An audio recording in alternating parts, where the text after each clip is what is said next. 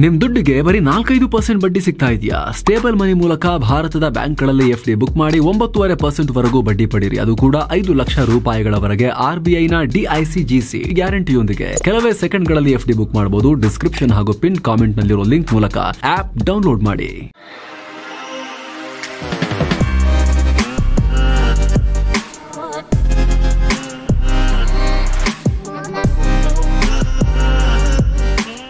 Hi friends, ದಿನದ ಎಲ್ಲ ಪ್ರಮುಖ ಸುದ್ದಿಯನ್ನು ನಿಮಗೆ ತಲುಪಿಸೋ mastmaga.comನ ಫುಲ್ ನ್ಯೂಸ್ಗೆ ಸ್ವಾಗತ. ನಾನು ಅಮರ್ ಪ್ರಸಾದ್.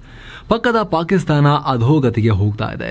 ದೇಶವನ್ನ ಛಿದ್ರ ಮಾಡೋಕೆ ನಿಂತಿರೋ ಬಲೂಚ್ ಹೋರಾಟಗಾರರು, ಸ್ವತಂತ್ರ ಹೋರಾಟಗಾರರು ಈಗ ದೊಡ್ಡ ದಾಳಿ ಮಾಡಿದ್ದಾರೆ. ಬಲೂಚಿಸ್ತಾನದ ಸ್ವಾತಂತ್ರ್ಯ ಹೋರಾಟಗಾರರು ಒಂದು ರೈಲನ್ನೇ ಹೈಜಾಕ್ ಮಾಡಿದ್ದಾರೆ. ಇಡೀ ರೈಲನ್ನು ಹೈಜಾಕ್ ಮಾಡಿದ್ದಾರೆ. ಜನ ಇರೋ ರೈಲನ್ನು. ದಾಳಿಯಲ್ಲಿ ಪಾಕ್ ಸೇನೆಯ ಕನಿಷ್ಠ 11 ಸೈನಿಕರು ಪ್ರಾಣ ಕಳ್ಕೊಂಡಿದ್ದಾರೆ. ಟ್ರೈನ್ ಡ್ರೈವರ್ ಗಂಭೀರ ಗಾಯಗೊಂಡಿದ್ದಾರೆ. ಟ್ರೈನ್ನಲ್ಲಿ ಇಂಪಾರ್ಟೆಂಟ್ ವ್ಯಕ್ತಿಗಳಿದ್ರು ಅಂತಲೂ ಪಾಕ್ ಮೀಡಿಯಾ ರಿಪೋರ್ಟ್ ಮಾಡ್ತಾ ಇವೆ. ಯಾರ್ಯಾರಿದ್ರು ಅನ್ನೋ ಬಗ್ಗೆ ನಿಖರ ಮಾಹಿತಿಯನ್ನ ಕೊಟ್ಟಿಲ್ಲ. ಆದರೆ ಪಾಕ್ ಸೇನೆಯ ಸೈನಿಕರು, ಪೊಲೀಸರು, ಭಯೋತ್ಪಾದನಾ ನಿಗ್ರಹ ದಳ ಮತ್ತು ಪಾಕ್ನ ಇಂಟರ್ ಸರ್ವಿಸಸ್ ಇಂಟೆಲಿಜೆನ್ಸ್ ಸಿಬ್ಬಂದಿಗಳಿದ್ರು ಅಂತ ಗೊತ್ತಾಗಿದೆ. ಇವ್ರನ್ನೆಲ್ಲ ಈಗ ಬಲೂಚ್ ಪ್ರತ್ಯೇಕತಾವಾದಿಗಳು ಒತ್ತೆಯಾಳುಗಳನ್ನಾಗಿ ಇಟ್ಕೊಂಡಿದ್ದಾರೆ. ಉಳಿದಂತೆ ಟ್ರೈನ್ನಲ್ಲಿ ಒಟ್ಟು 500 ಸಾಮಾನ್ಯ ಪ್ರಯಾಣಿಕರಿದ್ರು. ಇವರನ್ನೂ ಆಚೆಗೆ ಬಿಟ್ಟಿಲ್ಲ. ಎಲ್ಲರನ್ನೂ ಒತ್ತೆಯಾಳಾಗಿ ಇಟ್ಕೊಂಡಿದ್ದಾರೆ ಅನ್ನೋ ಸ್ಫೋಟಕ ಮಾಹಿತಿ ಬರ್ತಾ ಇದೆ. ಏನೋ ಈ ದಾಳಿ ನಡೆದಿರೋ ಈ ಜಾಫರ್ ಎಕ್ಸ್ಪ್ರೆಸ್ ಬಲೂಚಿಸ್ತಾನ ಕ್ವೆಟಾದಿಂದ ಖೈಬರ್ ಪಖ್ತೂನ್ಖ್ವಾದ ಪೇಶಾವರ್ ಕಡೆಗೆ ಪ್ರಯಾಣ ಮಾಡ್ತಾ ಇತ್ತು. ಮಾರ್ಗ ಮಧ್ಯದಲ್ಲಿ ಹಳಿಯನ್ನ ಸ್ಫೋಟಿಸಿ ಟ್ರೈನ್ ಹಳಿ ತಪ್ಪಿಸಿ ಈ ಟ್ರೈನ್ ಹೈಜಾಕ್ ಮಾಡಲಾಗಿದೆ. ಈ ದಾಳಿ ನಂತರ ಬಲೂಚ್ ಲಿಬರೇಷನ್ ಆರ್ಮಿ ಅಂದರೆ ಬಲೂಚಿಸ್ತಾನದ ಸ್ವಾತಂತ್ರ್ಯ ಹೋರಾಟಗಾರ ಸಂಘಟನೆ ಇದು. ಈ ಬಲೂಚ್ ಲಿಬರೇಷನ್ ಆರ್ಮಿ ಪತ್ರಿಕಾ ಪ್ರಕಟಣೆ ಹೊರಡಿಸಿದೆ. ನಮ್ಮ ಸ್ಪೆಷಲ್ ಫೋರ್ಸಸ್ ಅಂದರೆ ಈ BLAನವರ ಸ್ಪೆಷಲ್ ಫೋರ್ಸಸ್ ಈ ಕಾರ್ಯಾಚರಣೆಯನ್ನು ಮಾಡಿದ್ದಾರೆ. ನಮ್ಮ ವಿರುದ್ಧ ಪಾಕ್ ಮಿಲಿಟರಿ ಕಾರ್ಯಾಚರಣೆ ಶುರು ಮಾಡಿದ್ರೆ ಇನ್ನೂ ದೊಡ್ಡ ಪರಿಣಾಮವನ್ನು ಎದುರಿಸಬೇಕಾಗತ್ತೆ. ನಮ್ಮ ವಶದಲ್ಲಿರೋ ಒತ್ತೆಯಾಳುಗಳನ್ನೆಲ್ಲ ನಾವು ಗಲ್ಲಿಗೇರಿಸ್ತೀವಿ ಅಂತ ಪಾಕ್ ಸರ್ಕಾರಕ್ಕೆ ಬಿಗ್ ವಾರ್ನಿಂಗ್ ಕೊಟ್ಟಿದ್ದಾರೆ. ಅಲ್ಲದೆ ನಮ್ಮನ್ನು ತಡೆಯೋಕೆ ಬಂದ ಪಾಕ್ ಸೈನಿಕರನ್ನು ಈಗ ಆಲ್ರೆಡಿ ಹಿಮ್ಮೆಟ್ಟಿಸಿ ಅವ್ರನ್ನ ಕಳಿಸಿಬಿಟ್ಟಿದ್ದೀವಿ. ಅವರಿಗೆ ನಮ್ಮನ್ನು ಏನೂ ಮಾಡೋಕ್ಕೆ ಆಗಿಲ್ಲ ಅಂತ ಬಲೂಚಿಗಳು ಆರ್ಭಟಿಸಿದ್ದಾರೆ. ಆದರೆ ಸದ್ಯಕ್ಕೆ ಬರ್ತಿರೋ ಮಾಹಿತಿ ಪ್ರಕಾರ ಈ ಪ್ರದೇಶಕ್ಕೆ ಪಾಕ್ ಏರ್ ಸ್ಟ್ರೈಕ್ ಮಾಡೋಕೆ ಮುಂದಾಗಿದೆ ಅಂತ ಹೇಳಲಾಗ್ತಿದೆ. ಅಂದರೆ ಹೆಲಿಕಾಪ್ಟರ್ ಮತ್ತು ಯುದ್ಧ ವಿಮಾನಗಳನ್ನು ಬಳಸಿ ಕಾರ್ಯಾಚರಣೆ ಮಾಡೋಕೆ ರೆಡಿ ಆಗ್ತಾ ಇದೆ ಪಾಕಿಸ್ತಾನದ ಸೇನೆ. ಆದರೆ ಪಾಕಿಸ್ತಾನಕ್ಕೆ ಸುಲಭದ ವಿಚಾರ ಅಲ್ಲ. ಯಾಕಂದರೆ ಅವರು ಸೇನೆ ತಗೊಂಬಂದ್ರೆ ನಾವು ಗಲ್ಲಿಗೆ ಹಾಕ್ತೀವಿ ಅಂತ ಆಲ್ರೆಡಿ ಬಲೂಚಿಗಳು ಬೆದರಿಕೆ ಬಿಟ್ಟಿದ್ದಾರೆ. ಹೀಗಾಗಿ ಜನರನ್ನ ಬಿಡಿಸ್ಕೊಂಡು ಬರೋಕೆ ಸಂಧಾನ ನಡೆಯುತ್ತಾ ಅಥವಾ ರಕ್ತಪಾತ ಆಗುತ್ತಾ ಅಂತ ಇಡೀ ಜಗತ್ತು ಈಗ ಪಾಕಿಸ್ತಾನದ ಕಡೆಗೆ ನೋಡ್ತಾ ಇದೆ. ಇತ್ತೀಚೆಗಷ್ಟೇ Baloch Liberation Army, Balochistan Liberation Front, Baloch Republican Guards, Sindhi Liberation Organisation ಮತ್ತು ಸಿಂಧು ದೇಶ ರೆವಲ್ಯೂಷನರಿ ಆರ್ಮಿಗಳು ಒಂದಾಗಿದ್ರು. ಅವರೆಲ್ಲ ಸೇರಿ ಬಲೂಚ್ ರಾಜಿ ಅಜೋಯ್ ಸಂಗರ್ ಅನ್ನೋ ಸಂಘಟನೆಯನ್ನು ಕಟ್ಕೊಂಡಿದ್ದೀವಿ. ಬಲೂಚ್ ಸ್ವಾತಂತ್ರ್ಯ ಮಾಡೋಕೆ ಪಾಕ್ ಚೀನಾಗಳ ಮೇಲೆ ದಾಳಿ ಕಂಟಿನ್ಯೂ ಮಾಡ್ತೀವಿ ಅಂತ ಹೇಳಿದ್ರು. ಇದಾದ್ಮೇಲೆ ಕೆಲ ದಿನಗಳಲ್ಲೇ ಪಾಕಿಸ್ತಾನದಲ್ಲಿ ಈ ಬೃಹತ್ ಡೆವಲಪ್ಮೆಂಟ್ ಆಗಿದೆ. ಸದ್ಯ ಇದರ ಬಗ್ಗೆ ಪಾಕ್ ಸೇನೆ ಈ ವಿಡಿಯೋ ರೆಕಾರ್ಡ್ ಆಗೋ ತನಕ ಯಾವುದೇ ಪ್ರತಿಕ್ರಿಯೆ ಕೊಟ್ಟಿರಲಿಲ್ಲ. ಆದರೆ ರಕ್ಷಣಾ ಕಾರ್ಯಾಚರಣೆ ಮಾಡೋಕೆ ರೆಡಿ ಆಗ್ತಿದ್ದಾರೆ ಅನ್ನೋ ರಿಪೋರ್ಟ್ಸ್ ಅಷ್ಟೇ ಇದೆ.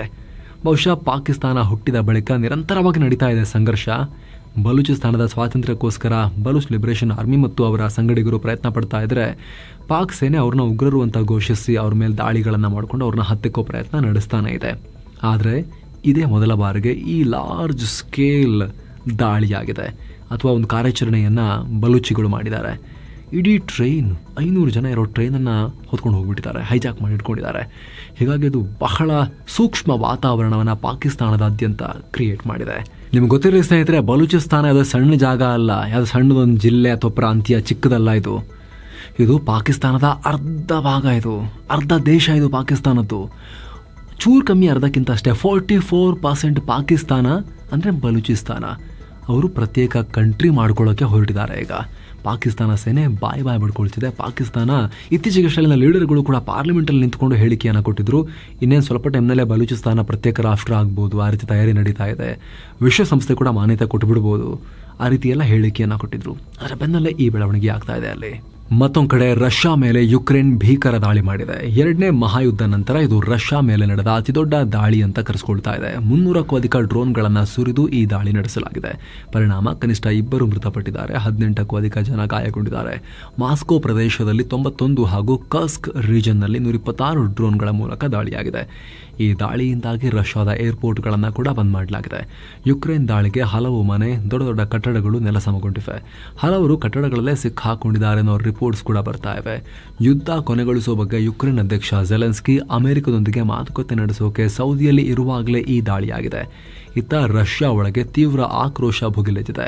ಯುಕ್ರೇನ್ನ ಈ ದಾಳಿಗೆ ರಷ್ಯಾ ಒರೆಶ್ನಿಕ್ ಹೈಪರ್ಸಾನಿಕ್ ಬ್ಯಾಲಿಸ್ಟಿಕ್ ಮಿಸೈಲ್ಗಳ ಮೂಲಕ ಪ್ರತೀಕಾರ ತೀರಿಸಿಕೊಳ್ಬೇಕು ಅಂತ ರಷ್ಯಾದ ಸಂಸದರು ಒತ್ತಾಯ ಮಾಡ್ತಿದ್ದಾರೆ. ಅಂದಹಾಗೆ ಈ ಹಿಂದೆ ಕಳೆದ ವರ್ಷ ಸೆಪ್ಟೆಂಬರ್ನಲ್ಲಿ ಅಮೆರಿಕ, ಬ್ರಿಟನ್ ಯುಕ್ರೇನ್ಗೆ ತಮ್ಮ ಲಾಂಗ್ ರೇಂಜ್ ಕ್ಷಿಪಣಿಗಳ ಮೂಲಕ ರಷ್ಯಾ ಮೇಲೆ ದಾಳಿ ಮಾಡೋಕೆ ಯುಕ್ರೇನ್ಗೆ ಪರ್ಮಿಷನ್ ಕೊಟ್ಟಿದ್ವು. ಈಗ ಅದಕ್ಕೆ ಪ್ರತಿಯಾಗಿ ರಷ್ಯಾ ಅಧ್ಯಕ್ಷ ವ್ಲಾಡಿಮಿರ್ ಪುಟಿನ್ ಕೂಡ ಈ ಒರೆಶ್ನಿಕ್ ಹೈಪರ್ಸಾನಿಕ್ ಬ್ಯಾಲಿಸ್ಟಿಕ್ ಮಿಸೈಲ್ಗಳ ಮೂಲಕ ದಾಳಿ ಮಾಡ್ತೀವಿ ನೋಡಿ ಅಂತ ಬೆದರಿಕೆ ಹಾಕಿದ್ರು. 5,000 ಕಿಲೋಮೀಟರ್ ವರೆಗೂ ಹೋಗಿ ಶತ್ರುಗಳ ನೆಲೆಗಳನ್ನು ಧ್ವಂಸ ಮಾಡೋ ತಾಕತ್ತು ಈ ಒರೆಶ್ನಿಕ್ ಮಿಸೈಲ್ಸ್ಗಿದೆ. ಅಣ್ವಸ್ತ್ರಗಳ ರೀತಿಯಲ್ಲೇ ಈ ಮಿಸೈಲ್ ಶತ್ರುಗೆ ದೊಡ್ಡ ಡ್ಯಾಮೇಜ್ ಮಾಡೋ ಪವರ್ ಅನ್ನು ಹೊಂದಿದೆ. ಪುಟಿನ್ ಇದುವರೆಗೂ ಇದಕ್ಕೆ ಕೈ ಹಾಕಿಲ್ಲ. ಆದರೆ ಇದನ್ನ ಯುಕ್ರೇನ್ ವಿರುದ್ಧ ಬಳಸಿ ದಾಳಿ ಮಾಡಿ ಅಂತ ರಷ್ಯನ್ ಸಂಸದರು ಒತ್ತಾಯ ಮಾಡೋಕೆ ಶುರು ಮಾಡಿದ್ದಾರೆ. ಯುಕ್ರೇನ್ ರಷ್ಯಾ ನಡುವೆ ಶಾಂತಿ ಮಾತುಕತೆ ನಡೆದಿರೋದ್ರಿಂದ ರಷ್ಯಾ ಮೇಲೆ ಪ್ರೆಷರ್ ಹಾಕೋಕೆ, ಶಾಂತಿ ಮಾತುಕತೆಯಲ್ಲಿ ತೀರಾ ಡಿಮಾಂಡ್ ಇಡದೆ ಸ್ವಲ್ಪ ಮೆತ್ತಗೆ ಮಾಡಲಿ, ಪುಟಿನ್ ಮೆತ್ತಗಾಗಲಿ ಅಂತ ಹೇಳಿ ಅವ್ರನ್ನ ಫೋರ್ಸ್ ಮಾಡೋಕೆ ಈ ರೀತಿ ಅಮೆರಿಕ ಮತ್ತು ಮಿತ್ರರ ಮಾರ್ಗದರ್ಶನದಲ್ಲೇ ಯುಕ್ರೇನ್ ಈ ರೀತಿ ಮಾಡಿರ್ಬೋದು ಜೆಲೆನ್ಸ್ಕಿ ಅನ್ನೋ ವಿಶ್ಲೇಷಣೆ ಕೂಡ ನಡೀತಾ ಇದೆ. ಏನೋ ಪಕ್ಕದ ಬಾಂಗ್ಲಾದಲ್ಲೂ ಕೂಡ ಪರಿಸ್ಥಿತಿ ಹದಗೆಡ್ತಾ ಇದೆ. ಈಗ ಬಾಂಗ್ಲಾದಲ್ಲಿ ಸೇನಾ ದಂಗೆ ಆಗೋ ಬಗ್ಗೆ ಸ್ಫೋಟಕ ಮಾಹಿತಿ ಹೊರಬಿದ್ದಿದೆ. ಪಾಕ್ ಜೊತೆ ಕ್ಲೋಸ್ ಆಗಿದ್ದ ಬಾಂಗ್ಲಾದ ಹಿರಿಯ ಅಧಿಕಾರಿಯೊಬ್ಬರು ಖುದ್ದು ತಾವು ಕೆಲಸ ಮಾಡ್ತಿದ್ದ ಬಾಂಗ್ಲಾ ಸೇನೆಯ ಒಳಗೇನೆ ದಂಗೆ ಏಳೋಕೆ ಮುಂದಾಗಿದ್ರು ಅಂತ ಗೊತ್ತಾಗಿದೆ. ಬಾಂಗ್ಲಾ ಸೇನೆಯ ಹಿರಿಯ ಜನರಲ್ ಫೈಜುರ್ ರೆಹಮಾನ್ ದಂಗೆ ಏಳೋಕೆ ಪ್ರಚೋದನೆ ಕೊಟ್ಟಿದ್ರು. ಹೀಗಾಗಿ ಅವ್ರ ಮೇಲೆ ತೀಕ್ಷ್ಣವಾಗಿ ಕಣ್ಣಿಡಿ ಅಂತ ಬಾಂಗ್ಲಾ ಸೇನಾ ಮುಖ್ಯಸ್ಥ ವಕರುಜ್ಜಮಾನ್ ಸೇನೆಗೆ ಆದೇಶ ಕೊಟ್ಟಿದ್ದಾರೆ. ಸ್ನೇಹಿತರೆ, ದಂಗೆ ಏಳೋಕೆ ಪ್ರಯತ್ನ ಪಟ್ಟ ಈ ರೆಹಮಾನ್ ಬಗ್ಗೆ ನಾವು ಈ ಮುಂಚೆ ಕೂಡ ನಿಮ್ಗೆ ಮಾಹಿತಿಯನ್ನು ಕೊಟ್ಟಿದ್ವಿ. ಮೂಲಭೂತವಾದಿಗಳ ಬೆಂಬಲಕ್ಕೆ ನಿಂತಿದ್ದಾರೆ. ಬಾಂಗ್ಲಾ ಸೇನೆಯಲ್ಲಿ 3 ಕ್ಯಾಂಪ್ ಇದೆ, ಅದರಲ್ಲಿ ಮೂಲಭೂತವಾದಿಗಳ ಪರ ಇರೋ ಕ್ಯಾಂಪ್ ಒಂದು ಅಂತ ಹೇಳಿ ನಮಗೆ ಮಾಹಿತಿಯನ್ನು ಕೊಟ್ಟಿದ್ವಿ. ಈ ರಿಪೋರ್ಟ್ನಲ್ಲಿ ನಿಮಗೆ ನಾವು ಮಾಹಿತಿಯನ್ನು ಕೊಟ್ಟಿದ್ವಿ. ಈಗ ಕಡೆಗೂ ಬಾಂಗ್ಲಾದಲ್ಲಿ ಸೇನಾ ದಂಗೆ ಪ್ರಯತ್ನ ನಡೆದಿರೋದು ಬೆಳಕಿಗೆ ಬರ್ತಾ ಇದೆ. ಈ ಫೈಜುರ್ ರೆಹಮಾನ್ ಸೇನಾ ಮುಖ್ಯಸ್ಥರಿಗೆ ಗೊತ್ತಿಲ್ಲದೆ ಅಧಿಕಾರಿಗಳ ಮೀಟಿಂಗ್ ಕರೆದು ತನಗೆ ಬೆಂಬಲ ಕೊಡಿ ಅಂತ ಕೇಳಿದ್ರು. ಆದರೆ ಡಿವಿಷನಲ್ ಕಮಾಂಡರ್ಗಳು ಸಪೋರ್ಟ್ ಮಾಡಲಿಲ್ಲ ಅಂತ ಗೊತ್ತಾಗಿದೆ. ಆದರೆ ಇಲ್ಲಿ ಭಾಗಿಯಾಗಿದ್ದ ಕೆಲವರು ಹೊರಗೆ ಬಂದು ವಿಚಾರವನ್ನು ಲೀಕ್ ಮಾಡಿದ್ದಾರೆ. ಕಳೆದ ಜನವರಿ ಮತ್ತು ಫೆಬ್ರವರಿಯಲ್ಲಿ ಈ ಫೈಜುರ್ ಅನೇಕ ಜಮಾತ್ ಲೀಡರ್ಗಳೊಂದಿಗೆ ಹಾಗೂ ಪಾಕ್ ರಾಯಭಾರಿಯೊಂದಿಗೂ ಕೂಡ ಮೀಟಿಂಗ್ ಮಾಡಿದ್ರು ಅಂತ ಮಾಹಿತಿ ಸಿಗ್ತಾ ಇದೆ. ಅಂದಹಾಗೆ ಬಾಂಗ್ಲಾದಲ್ಲಿ 1975ರಿಂದ 2009 ತನಕ 29 ಸಲ ಸೇನಾ ದಂಗೆಯಾಗಿದೆ. ಹಸೀನಾ ಒಂದು ಗಟ್ಟಿಯಾಗಿ ನಿಂತ್ಕೊಂಡ ನಂತರ ಇದಕ್ಕೆಲ್ಲ ಅವಕಾಶ ಕೊಡಲಿಲ್ಲ. ಬಟ್ ಈಗ ಅವ್ರನ್ನ ದೇಶ ಬಿಟ್ಟು ಓಡಿಸಿದಾರಲ್ಲ, ಹೀಗಾಗಿ ಸೇನೆಯ ಒಳಗೂ ಕೂಡ ತುಂಬ ಜನಕ್ಕೆ ದೇಶ ಆಳೋ ಆಸೆ ಶುರುವಾಗಿದೆ. ಇಲ್ಲಿ ಅಕ್ರಮ ಚಿನ್ನ ಕಳ್ಳ ಸಾಗಾಣಿಕೆ ಕೇಸ್ನಲ್ಲಿ ಅರೆಸ್ಟ್ ಆಗಿರೋ ನಟಿ ರನ್ಯಾ ರಾವ್ ಕೇಸ್ನಲ್ಲಿ ಇದೀಗ ಅವರ ತಂದೆ DGP ರಾಮಚಂದ್ರ ರಾವ್ ಅವ್ರಿಗೂ ಕೂಡ ಸಂಕಷ್ಟ ಶುರುವಾಗ್ತಾ ಇದೆ. ಬೆಂಗಳೂರಿನ ಏರ್ಪೋರ್ಟ್ನಲ್ಲಿ ರನ್ಯಾ ರಾವ್ಗೆ ನೀಡಲಾದ ಪ್ರೋಟೋಕಾಲ್ನಲ್ಲಿ DGP ರಾಮಚಂದ್ರ ರಾವ್ ಪಾತ್ರದ ಬಗ್ಗೆ ತನಿಖೆ ನಡೆಸೋಕೆ ರಾಜ್ಯ ಗೃಹ ಇಲಾಖೆ ಆದೇಶಿಸಿದೆ. ತನಿಖೆ ನಡೆಸಿ 1 ವಾರದ ಒಳಗೆ ವರದಿ ಸಲ್ಲಿಸಬೇಕು ಅಂತ ಸರ್ಕಾರದ ಹೆಚ್ಚುವರಿ ಮುಖ್ಯ ಕಾರ್ಯದರ್ಶಿ ಗೌರವ್ ಗುಪ್ತಾ ಅವರನ್ನ ತನಿಖಾಧಿಕಾರಿಯಾಗಿ ನೇಮಿಸಲಾಗಿದೆ. ಮತ್ತೊಂದು ಕಡೆ ಏರ್ಪೋರ್ಟ್ನಲ್ಲಿ ಶಿಷ್ಟಾಚಾರ ದುರ್ಬಳಕೆಯಾಗಿರೋ ಬಗ್ಗೆ ಪೊಲೀಸ್ ಆಯುಕ್ತರಿಗೆ DCP ಸುಚಿತ್ ವರದಿಯನ್ನು ಕೊಟ್ಟಿದ್ದಾರೆ. ರನ್ಯಾ ಬಂಧನಕ್ಕೊಳಗಾದ ದಿನ ದುಬೈನಿಂದ ಬರುವಾಗಲೇ ಕಾನ್ಸ್ಟೇಬಲ್ ಬಸವರಾಜ್ಗೆ ಕಾಲ್ ಮಾಡಿದ್ದಾರೆ. ಟರ್ಮಿನಲ್ 16ಕ್ಕೆ ಬರೋದಾಗಿ ತಿಳಿಸಿದ್ದಾರೆ. ಈ ವೇಳೆ ಬಸವರಾಜ್, ಇಲ್ಲ ಮೇಡಮ್, ಬೇರೆ ಆಫೀಸರ್ ಬರ್ತಾ ಇದ್ದಾರೆ, ಅವ್ರನ್ನ ರಿಸೀವ್ ಮಾಡ್ಕೋಬೇಕು ಅಂತ ಹೇಳಿದ್ರು. ಇದಕ್ಕೆ ರನ್ಯಾ ರಾವ್ ಸಿಟ್ಟಾದ್ರು. ಬರಲಿಲ್ಲ ಅಂದ್ರೆ ಅಪ್ಪಾಜಿಗೆ ಹೇಳ್ತೀನಿ ಅಂತ ಬೆದರಿಕೆ ಹಾಕಿದ್ರು ಅಂತ ಗೊತ್ತಾಗಿದೆ. ಈ ವಿಚಾರವನ್ನ ಕೂಡ ಪೊಲೀಸ್ ಆಯುಕ್ತರಿಗೆ ಸಲ್ಲಿಸಿರೋ ವರದಿಯಲ್ಲಿ ಉಲ್ಲೇಖಿಸಲಾಗಿದೆ. ಹೀಗಾಗಿ ಕೇಸ್ನಲ್ಲಿ ರನ್ಯಾ ರಾವ್ರ ತಂದೆಯ ಕೈವಾಡದ ಬಗ್ಗೆ ಸಾಕಷ್ಟು ಚರ್ಚೆ ನಡೀತಾ ಇದೆ. ಇನ್ನೊಂದು ಕಡೆ ಈ ಕೇಸ್ ತೀವ್ರ ಸ್ವರೂಪ ಪಡ್ಕೊಳ್ತಿದ್ದ ಹಾಗೆ CM ಸಿದ್ದರಾಮಯ್ಯ, ಗೃಹ ಮಂತ್ರಿ G ಪರಮೇಶ್ವರ್ ಅವರನ್ನ ತಮ್ಮ ಕಚೇರಿಗೆ ಕರೆಸಿಕೊಂಡು ಇದರ ಬಗ್ಗೆ ಮಾಹಿತಿಯನ್ನ ಪಡ್ಕೊಂಡಿದ್ದಾರೆ. ಮತ್ತೊಂದು ಕಡೆ ಚಿನ್ನ ಕಳ್ಳ ಸಾಗಾಣಿಕೆ ಕೇಸ್ನಲ್ಲಿ ರನ್ಯಾ ಪತಿ ಜತಿನ್ ಹುಕ್ಕೇರಿಗೆ ಕೋರ್ಟ್ ತಾತ್ಕಾಲಿಕ ರಿಲೀಫ್ ಕೊಟ್ಟಿದೆ. ಈ ಕೇಸ್ನಲ್ಲಿ ಜತಿನ್ ಬಂಧನ ಭೀತಿಯಿಂದ ಕೋರ್ಟ್ ಮೆಟ್ಟಿಲೇರಿದ್ರು. ಪತ್ನಿಯ ಮೇಲಿನ ಆರೋಪಕ್ಕೂ ತನಗೂ ಸಂಬಂಧ ಇಲ್ಲ ಅಂತ ಮನವಿ ಮಾಡಿಕೊಂಡಿದ್ರು. ಈ ಅರ್ಜಿ ವಿಚಾರಣೆ ನಡೆಸಿದ ಕೋರ್ಟ್ ಕಾನೂನಿನ ಪ್ರಕ್ರಿಯೆ ಪಾಲಿಸದೆ ಜತಿನ್ರನ್ನ ಅರೆಸ್ಟ್ ಮಾಡಬೇಡಿ ಅಂತ ಅಧಿಕಾರಿಗಳಿಗೆ ಸೂಚಿಸಿದೆ. ಏನೋ ಕೇಸ್ನ ತನಿಖೆ ನಡೆಸ್ತಾ ಇರೋ CBI ಅಧಿಕಾರಿಗಳು ಬೆಂಗಳೂರಲ್ಲಿರೋ ರನ್ಯಾ ರಾವ್ ನಿವಾಸದ ಮೇಲೆ ದಾಳಿ ಮಾಡಿ ಪರಿಶೀಲಿಸಿದ್ದಾರೆ. ಇನ್ನು ಬಿಸಿಲಿನಿಂದ ಸುಟ್ಟು ಬೆಂಡಾಗಿದ್ದ ಬೆಂಗಳೂರಲ್ಲಿ ಕಡೆಗೂ ಕೂಡ ಮಳೆಯಾಯಿತು. ನಗರದ HAL, Marathahalli, Whitefield, Lalbagh, Richmond circle, RT Nagar ಈ ರೀತಿ ಸುತ್ತಮುತ್ತಲ ಪ್ರದೇಶಗಳಲ್ಲಿ ಸಣ್ಣ ಪ್ರಮಾಣದ ಮಳೆಯಾಗಿ ಒಂಚೂರು ತಂಪಾಯಿತು. ಏನೋ ವಕೀಲೆ ಜೀವ ಸಾವಿನ ಕೇಸಲ್ಲಿ DYSP ಕನಕಲಕ್ಷ್ಮಿ ಅವರನ್ನ SIT ಅಧಿಕಾರಿಗಳು ಅರೆಸ್ಟ್ ಮಾಡಿದ್ದಾರೆ. ಬೋವಿ ನಿಗಮ ಅಕ್ರಮ ಪ್ರಕರಣದಲ್ಲಿ ಜೀವಾರನ್ನ ಸಿಐಡಿ ವಿಚಾರಣೆಗೆ ಒಳಪಡಿಸಲಾಗಿತ್ತು. ವಿಚಾರಣೆ ಎದುರಿಸುವಾಗ ಡಿವೈಎಸ್ಪಿ ಕನಕಲಕ್ಷ್ಮಿ ನನ್ನನ್ನು ವಿವಸ್ತ್ರಗೊಳಿಸಿದ್ರು, 25 ಲಕ್ಷ ರೂಪಾಯಿ ಲಂಚಕ್ಕೆ ಬೇಡಿಕೆ ಇಟ್ಟರು ಅಂತ ವಕೀಲೆ ಜೀವ 13 ಪುಟಗಳ ಮರಣಪತ್ರ ಬರೆದಿಟ್ಟು ನವೆಂಬರ್ 22, 2024ರಲ್ಲಿ ಅವರು ಕೆಟ್ಟ ನಿರ್ಧಾರವನ್ನು ತಗೊಂಡಿದ್ರು. ಅವರ ಲೈಫನ್ನು ಎಂಡ್ ಮಾಡ್ಕೊಂಡಿದ್ರು. ಈ ಸಂಬಂಧ ಕನಕಲಕ್ಷ್ಮಿ ವಿರುದ್ಧ ಜೀವ ಸಹೋದರಿ ದೂರು ಕೊಟ್ಟಿದ್ರು. ಈಗ ಅರೆಸ್ಟ್ ಮಾಡಲಾಗಿದೆ. ಕೊಪ್ಪಳದಲ್ಲಿ ವಿದೇಶಿ ಮಹಿಳೆ ಮೇಲಿನ ಅತ್ಯಾಚಾರ ಪ್ರಕರಣದ ನಂತರ ಹೋಮ್ ಸ್ಟೇ ಮತ್ತು ರೆಸಾರ್ಟ್ ಮಾಲೀಕರಿಗೆ ಸರ್ಕಾರ ಗೈಡ್ಲೈನ್ಸ್ ಜಾರಿ ಮಾಡಿದೆ. ವಿದೇಶಿ ಪ್ರಜೆಗಳು ಸೇರಿದ ಹಾಗೆ ಪ್ರವಾಸಿಗರ ರಕ್ಷಣೆಗೆ ಸೂಕ್ತ ಭದ್ರತೆಯನ್ನು ಒದಗಿಸಬೇಕು. ಪ್ರವಾಸಿಗರನ್ನ ಅರಣ್ಯಗಳಿಗೆ, ಇತರ ಪ್ರದೇಶಗಳಿಗೆ ಕರ್ಕೊಂಡು ಹೋಗೋದಾದರೆ ಸ್ಥಳೀಯ ಪೊಲೀಸ್ ಸ್ಟೇಷನ್ನಿಂದ ಪರ್ಮಿಷನ್ ಪಡೆಯುವುದು ಅಗತ್ಯ ಅಂತ ಹೇಳಿದೆ. ಇಂತಹ ಸ್ಥಳಗಳಿಗೆ ಹೋದಾಗ ಏನಾದರೂ ಅನಾಹುತ ಉಂಟಾದರೆ ಅದಕ್ಕೆ ಸಂಬಂಧಪಟ್ಟ ಹೋಮ್ ಸ್ಟೇ ಮತ್ತು ರೆಸಾರ್ಟ್ ಮಾಲೀಕರೇ ಜವಾಬ್ದಾರಿಯಾಗಿರ್ತಾರೆ ಅಂತ ಸರ್ಕಾರ ಹೇಳಿದೆ. ಅಲ್ಲದೆ ಹೋಮ್ ಸ್ಟೇಗಳು ಸರಿಯಾಗಿ ರೂಲ್ಸ್ ಪಾಲಿಸ್ತಿದಾರಾ ಇಲ್ವಾ ಅಂತ ಆಯಾ ಜಿಲ್ಲಾಡಳಿತ ಪರಿಶೀಲಿಸಬೇಕು ಅಂತ ಕೂಡ ಹೇಳಿದ್ದಾರೆ. ಇದರಲ್ಲಿ ಏನೋ ಗದಗ ಜಿಲ್ಲೆಯ ಲಕ್ಷ್ಮೇಶ್ವರ ಪೊಲೀಸ್ ಸ್ಟೇಷನ್ಗೆ ಬೆಂಕಿ ಇಟ್ಟ ಪ್ರಕರಣಕ್ಕೆ ಸಂಬಂಧಪಟ್ಟಂತೆ 23 ಆರೋಪಿಗಳನ್ನ ಅಲ್ಲಿನ ಹೆಚ್ಚುವರಿ ಜಿಲ್ಲಾ ಮತ್ತು ಸೆಷನ್ಸ್ ಕೋರ್ಟ್ ಅಪರಾಧಿಗಳು ಅಂತ ಘೋಷಿಸಿದೆ. ಶಿಕ್ಷೆ ಪ್ರಮಾಣ ಮಾರ್ಚ್ 24ಕ್ಕೆ ಪ್ರಕಟ ಮಾಡಲಾಗುತ್ತೆ. ಈ ಕೇಸ್ನಲ್ಲಿ ಬಂಧಿತರಾಗಿದ್ದ ಇನ್ನೂ 80 ಜನ ನಿರಪರಾಧಿಗಳು ಅಂತ ಕೋರ್ಟ್ ಹೇಳಿದೆ. 2017 ಫೆಬ್ರವರಿ 5ನೇ ತಾರೀಕು ಅಕ್ರಮ ಮರಳು ಸಾಗಾಣಿಕೆ ಕೇಸ್ನಲ್ಲಿ ಡ್ರೈವರ್ ಶಿವಪ್ಪ ಡೋಣಿ ಅನ್ನೋರಿಗೆ ಪೊಲೀಸರು ಸಿಕ್ಕಾಪಟ್ಟೆ ಹೊಡೆದ್ರು. ಅದೇ ಕಾರಣಕ್ಕೆ ಅವರು ಆಸ್ಪತ್ರೆಯಲ್ಲಿ ಪ್ರಾಣ ಕಳ್ಕೊಂಡ್ರು ಅಂತ ದೊಡ್ಡ ಗಲಾಟೆಯಾಯಿತು. ಮೃತರ ಕುಟುಂಬಸ್ಥರು ಪ್ರತಿಭಟಿಸುವಾಗ ಗಲಾಟೆಯಾಗಿ ಪೊಲೀಸ್ ಸ್ಟೇಷನ್ಗೇನೆ ಬೆಂಕಿ ಇಡಲಾಗಿತ್ತು. ಹೀಗಾಗಿ ಆ ಬೆಂಕಿ ಇಟ್ಟ ಕೇಸ್ನಲ್ಲಿ 23 ಅಪರಾಧಿಗಳನ್ನ ಈಗ ಕೋರ್ಟ್ ಗುರುತಿಸಿದೆ. ಪೊಲೀಸ್ ಇಲಾಖೆ ಸಿಬ್ಬಂದಿ ತಮ್ಮ ಸ್ವಂತ ವಾಹನಗಳ ಮೇಲೆ ಪೊಲೀಸ್ ಅಂತ ಬರೆಸೋ ಹಾಗಿಲ್ಲ, ಇದು ಕಾನೂನು ಬಾಹಿರ ಅಂತ ಗೃಹ ಸಚಿವ ಜಿ ಪರಮೇಶ್ವರ್ ಹೇಳಿದ್ದಾರೆ. ಹೀಗೆ ಮಾಡಿದ್ರೆ 2022ರ ಪೊಲೀಸ್ ಸುತ್ತೋಲೆ ಪ್ರಕಾರ ಸೂಕ್ತ ಕ್ರಮ ತಗೊಳ್ಳಲಾಗುತ್ತೆ ಅಂತ ಪರಮೇಶ್ವರ್ ಹೇಳಿದ್ದಾರೆ. ಸರ್ಕಾರಿ ವಾಹನಗಳಲ್ಲಿ ಮಾತ್ರ, ಸರ್ಕಾರ ಕೊಟ್ಟಿರೋ ಕಾರ್ಗಳಲ್ಲಿ, ಜೀಪ್ಗಳಲ್ಲಿ ಮಾತ್ರ ಅದಿರಬೇಕು ಅನ್ನೋ ರೀತಿಯಲ್ಲಿ ಈಗ ನಿಯಮವನ್ನು ತರಲಾಗಿದೆ. ಹಾಗೆ ಪೊಲಿಟಿಷಿಯನ್ಸ್ ಕೂಡ government of Karnataka, government of India ಅಂತ ವೈಯಕ್ತಿಕ ವಾಹನಗಳ ಮೇಲೆ ಹಾಕಂಗಿಲ್ಲ ಅಂತಾನು ರೂಲ್ಸ್ ಮಾಡಬೇಕು. ತಮಿಳುನಾಡಿನಲ್ಲಿ ಪೈಶಾಚಿಕ ಕೃತ್ಯ ಆಗಿದೆ. ವಿದ್ಯಾರ್ಥಿಗಳು ಎಂತ ಕ್ರೂರ ಕೃತ್ಯವನ್ನ ಮಾಡ್ಕೊಂಡಿದ್ದಾರೆ ಅಂತ ಹೇಳಿದ್ರೆ, ದುರ್ಬಲ ವರ್ಗದ ವಿದ್ಯಾರ್ಥಿಯ ಎಡಗೈ ಬೆರಳುಗಳಿಗೆ ತುಂಬಾ ಡ್ಯಾಮೇಜ್ ಮಾಡಲಾಗಿದೆ. ತಮಿಳುನಾಡಿನ ತಿರುನಲ್ವೇಲಿ ಅನ್ನೋ ಕಡೆ ಈ ಕೃತ್ಯ ಆಗಿದೆ. 3-4 ಜನ ಬಂದು ಬಸ್ ತಡೆದು 11ನೇ ತರಗತಿಯ ದೇವೇಂದ್ರನ್ ಅನ್ನೋ ವಿದ್ಯಾರ್ಥಿಯ ಮೇಲೆ ಈ ರೀತಿ ಪೈಶಾಚಿಕವಾಗಿ ದಾಳಿ ಮಾಡಿದ್ದಾರೆ. ಬಾಲಕನ ತಂದೆ ಮೇಲೂ ಕೂಡ ದಾಳಿ ಮಾಡಿದ್ದಾರೆ. ಅವರ ತಲೆಗೂ ಗಾಯ ಆಗಿದೆ. ಈ ವಿದ್ಯಾರ್ಥಿ ಕಬಡ್ಡಿಯಲ್ಲಿ ಗೆದ್ದಿದ್ದಕ್ಕೆ ಪ್ರತಿಕಾರ ತೀರಿಸಿಕೊಳ್ಳುವಕ್ಕೆ ಈ ರೀತಿ ಮಾಡಿದ್ದಾರೆ ಅಂತ ಆರೋಪ ಕೇಳಿಬಂದಿದೆ. ಘಟನೆಗೆ ಸಂಬಂಧಪಟ್ಟಂತೆ 3 ಅಪ್ರಾಪ್ತ ಹುಡುಗರನ್ನ ಪೊಲೀಸರು ಬಂಧಿಸಿದ್ದಾರೆ. ತನಿಖೆ ನಡೀತಾ ಇದೆ. ಏನೋ ಭಾರತದಲ್ಲಿ ಸ್ಟಾರ್ಲಿಂಕ್ ಇಂಟರ್ನೆಟ್ ಶುರು ಮಾಡೋಕೆ ಭಾರತಿ ಏರ್ಟೆಲ್ ಮತ್ತು ಇಲಾನ್ ಮಸ್ಕ್ರ ಸ್ಪೇಸ್ ಎಕ್ಸ್ ಒಪ್ಪಂದ ಮಾಡಿಕೊಂಡಿವೆ.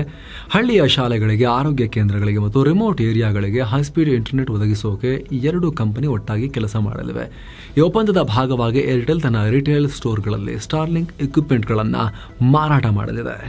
ಅಕ್ರಮವಾಗಿ ಸಿಕ್ಕಿಂ ಪ್ರವೇಶ ಮಾಡಿದ 2 ಚೀನಾ ಮೂಲದ ಅಮೆರಿಕನ್ ಪ್ರಜೆಗಳನ್ನು ರಂಗ್ಪೋ ಚೆಕ್ ಪೋಸ್ಟ್ ಮೂಲಕ ವಾಪಸ್ ಕಳಿಸಲಾಗಿದೆ.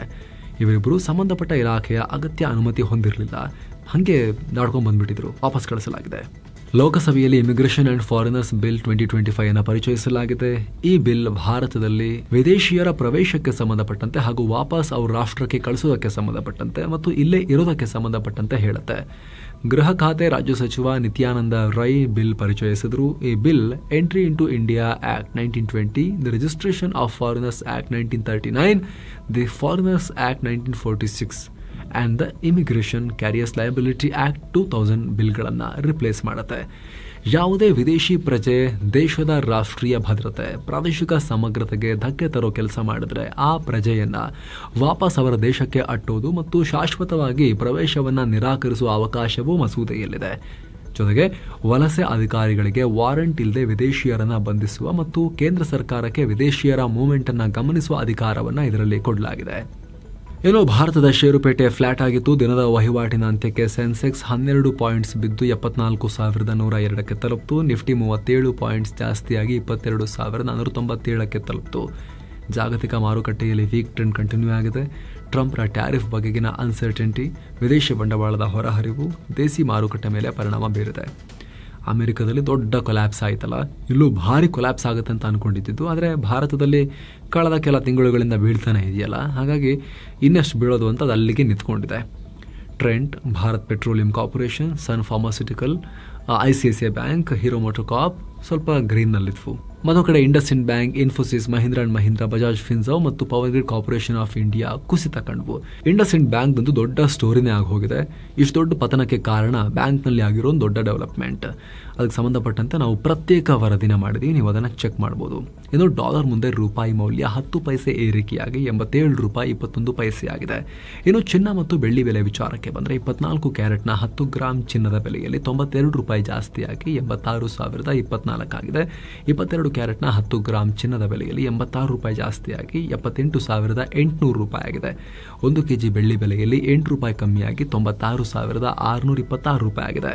ಸೊ ಫ್ರೆಂಡ್ಸ್, ಇದಾಗಿತ್ತು ಇವತ್ತಿನ ಫುಲ್ ನ್ಯೂಸ್. ನಾವು ಕುಯ್ದಿಲ್ಲ, ಎಳೆದಿಲ್ಲ, ಕಿರ್ಚಾಡಿಲ್ಲ, ಬರೀ ಸುದ್ದಿಯ ರೀತಿಯಲ್ಲಿ ನಿಮಗೆ ತಲುಪಿಸುವ ಪ್ರಯತ್ನವನ್ನು ಮಾಡಿದ್ದೀವಿ. ನಮ್ಮ ಈ ಪ್ರಯತ್ನ ನಿಮಗೆ ಇಷ್ಟ ಆಗ್ತಾ ಇದ್ರೆ ದಯವಿಟ್ಟು mastmagga.com ಚಾನಲ್ಗೆ ಸಬ್ಸ್ಕ್ರೈಬ್ ಮಾಡಿ, ಪಕ್ಕದ ಬೆಲ್ ಐಕಾನ್ ಮೇಲೆ ಕ್ಲಿಕ್ ಮಾಡೋದನ್ನು ಯಾವುದೇ ಕಾರಣಕ್ಕೂ ಮರಿಬೇಡಿ. Thank you so much. ಮತ್ತೆ ಭೇಟಿ ಆಗ್ತಿರೋಣ. ನಮಸ್ತೆ.